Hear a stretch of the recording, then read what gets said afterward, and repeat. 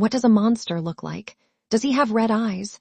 Does he carry a weapon in his hand for everyone to see? Does he look different from the rest of us? No, he looks exactly like you and me. He drives a truck. He stops at Daba's. He asks for water. He says please. He smiles. And then, when no one is watching, he becomes something that words cannot describe. This story will make your hair stand up.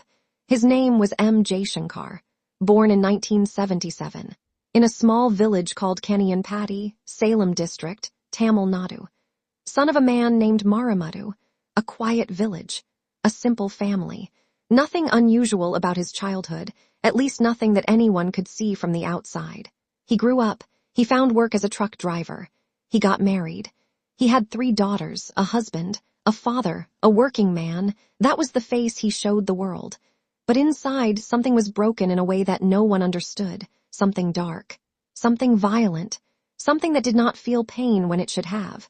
Something that felt pleasure where no human being should. The doctors would later call it psychopathy. The police would simply call him Psycho Shankar. His first reported crime happened on July 3, 2009. In Perumanallur, Tamil Nadu, a 45-year-old woman named P. Shyamala. He attempted to rape and murder her. She survived. But she was the beginning, not the end. By August 2009, just weeks later, he had raped and murdered 12 women across Tamil Nadu. 12, in a matter of weeks. He always carried a black handbag. Inside that bag, a machete. If a woman resisted, he used it, without hesitation, without mercy, without a single second of doubt. His victims were mostly women he found alone on highways, near dabas, near truck stops, in isolated places where no one could hear a scream. He would offer a ride. He would offer help. He would speak politely. And then the mask would come off. But then he made a mistake. On August 23, 2009, Jaishankar targeted a woman named M. Jayamani. She was 39 years old. She was a police constable, originally stationed at the Kanjayam all-women police station in Tamil Nadu.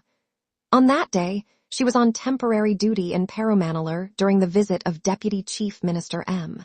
K. Stalin. Jaishankar kidnapped her. He raped her multiple times, and then he killed her.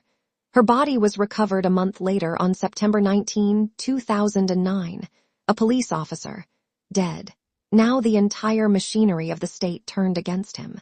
The Tirupur police launched a full manhunt, and on October 19, 2009, M. Jaishankar was arrested. He was taken to Coimbatore Central Prison, and inside that prison, sitting in a cell, he told the police something that chilled every officer in the room. He said he enjoyed it. He enjoyed torturing women before he killed them. He said it calmly, like he was describing a hobby, like it meant nothing. He was charged with 13 separate counts of rape and murder across Tirupur, Salem, and Dharmapuri. But the story was far from over. On March 17, 2011, the police took Jaishankar from Coimbatore prison to a fast-track court in Dharmapuri for a murder case trial. The next day, March 18, 2011, 2 armed reserve police constables named M. Chinnasamy and Rajivlu were assigned to escort him back. At Salem bus stand, 9:30 in the evening, Jaishankar escaped. Just like that, in the middle of a bus stand, in a crowd, gone. The constable Chinnasamy was so devastated by the escape, so broken by the shame, that on March 19, 2011, he shot himself. He died by suicide. A good officer destroyed by the actions of a monster. And Jaishankar? He ran to Karnataka. Within the next 40 days, he raped and murdered 6 more women in Bellary, Karnataka. He also killed a man and a child in Dharmapuri district. 6 women. In 40 days. While the entire police machinery of 2 states was searching for him. The Karnataka police issued a red alert across every police station in the state. They announced a reward of 5 lakh rupees for any information leading to his arrest. They printed 10,000 wanted posters and 75,000 pamphlets in 5 languages: Hindi, Kannada, Marathi, Tamil, and Telugu. They distributed these across Karnataka, Tamil Nadu, Andhra Pradesh, Kerala, and Maharashtra. They formed special teams. They traced his mobile phone first to Delhi, then to Mumbai. But every time they got close, he disappeared. He stopped using his phone. He kept moving. On the night of May 4, 2011, Jaishankar arrived at a Lagi village in Karnataka on a stolen motorcycle. He spotted a woman named Chandrakala Hatagi working alone in a field. He approached her. He asked for water and food. Then he tried to rape her, but Chandrakala screamed. Her husband Prakash Hatagi came running. A friend came running. They caught Jaishankar before he could escape. They held him. They handed him to the Chitradurga police. Second arrest. May 5, 2011. On April 24, 2013, a court sentenced Jaishankar to 10 years in prison for trespass, rape, and murder. He was facing trial in more than 20 cases across Tamil Nadu and Karnataka. He was shifted to Bengaluru Central Prison on March 14, 2012. He was placed in a high-security cell, 24-hour CCTV monitoring, extra lights, a lock designed specifically to be out of his reach. The police decided that if he ever fell ill, he would be treated inside his cell. No hospital visits, no chances. They knew who they were dealing with, but Jaishankar was always thinking, always planning.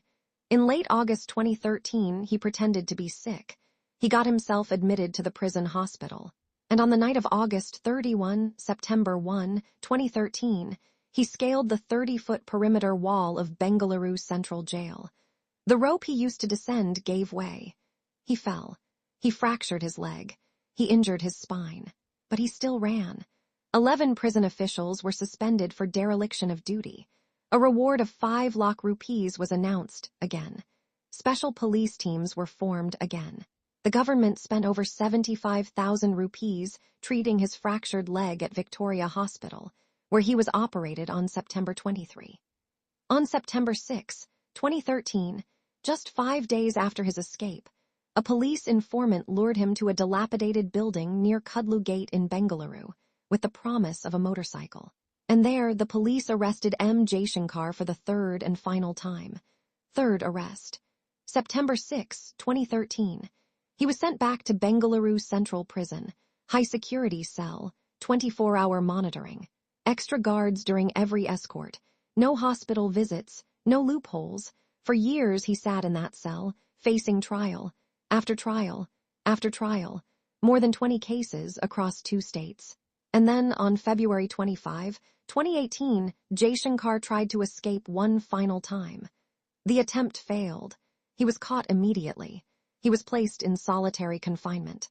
And on February 27, 2018, inside that solitary cell, M. Jaishankar took a shaving blade and slit his own throat. He was taken to hospital, but it was too late. Psycho Shankar was dead, born 1977. Dead February 27, 2018. Accused of raping and murdering at least 19 to 21 women. Involved in approximately 30 cases of rape, murder, and robbery across Tamil Nadu, Karnataka, and Andhra Pradesh. 3 arrests, 2 prison escapes, 1 suicide, a truck driver with a black handbag and a machete who looked like everyone else on the road. He had 3 daughters the same age as his victims. Think about that for one moment.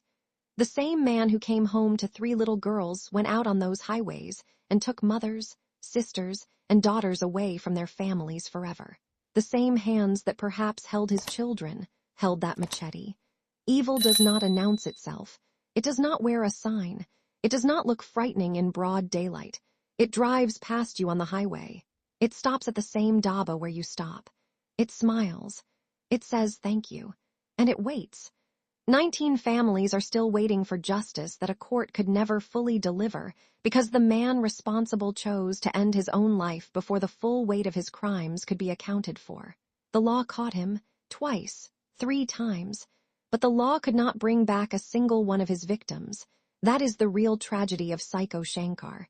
Not that he was a monster, but that monsters exist among us, and we cannot always see them coming.